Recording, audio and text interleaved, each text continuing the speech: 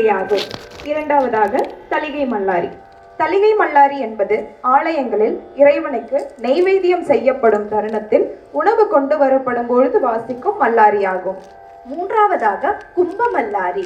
இது பொதுவாக கோயில் கும்பாபிஷேக நிகழ்வுகளின் போது பூர்ண கும்பம் வழங்கப்படும் போது வாசிக்கப்படும் சிறப்பு இசையாகும். நான்காவதாக புறப்பாடு மல்லாரி. இம்மல்லாரி தென்னிந்திய கோவில்களில் தெய்வத்தின் ஊர்வலம் தொடங்கும் பொழுது வாசிக்கப்படும் இசையாகும். ஐந்தாவதாக தேர் மல்லாரி. இது பொதுவாக ஆலய திருவிழாக்களின் போது 9ஆம் நாள் தேரோட்டத்தின் போது இறைவன் தேரில் உலா வரும்போது வாசிக்கப்படும் ஒரு சிறப்பான நாதஸ்வர பாடல் வரிகள்.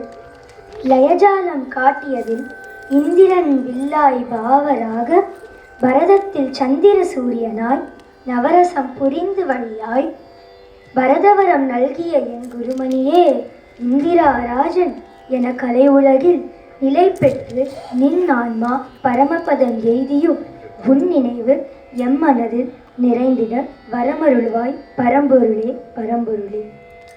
இதில் ஒரு அற்புதமான விசேஷம் உள்ளது. என்னவென்று தெரியுமா? என்னவென்று நீயே கூறுவாயாக.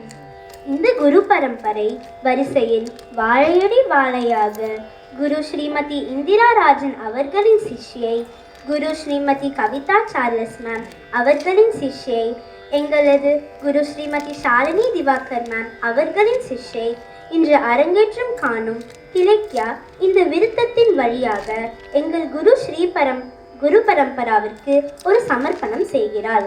வாருங்கள் அனைவரும் சேர்ந்து காண்போம்.